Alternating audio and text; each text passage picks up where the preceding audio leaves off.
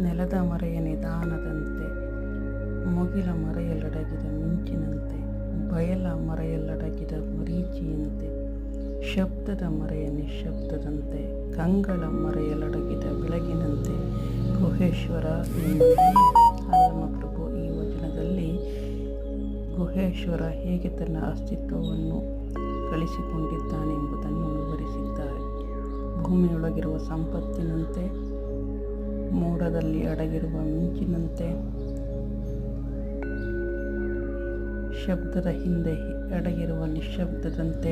ಶಬ್ದ ಇರುವುದು ನಿಶ್ಶಬ್ದವಾಗಿರುತ್ತೆ ಅನ್ನೋದನ್ನು ನಮಗೆ ತಿಳಿಸುವ ಪ್ರಯತ್ನವನ್ನು ಮಾಡುತ್ತೆ. ಹಾಗೆಯೇ ಗುಹೇಶ್ವರನು ಕೂಡ ನಿಶ್ಶಬ್ದವಾಗಿ ಎಲ್ಲರ ನಡುವೆ ನೆಲೆಸಿದ್ದಾನೆ, ಎಲ್ಲರಿಗೂ ದಾರಿಯನ್ನು ತೋರುತ್ತಾನೆ ಎಂಬ ಅಂಶವನ್ನು ಇಲ್ಲಿ ವಿವರಿಸಲಾಗಿದೆ.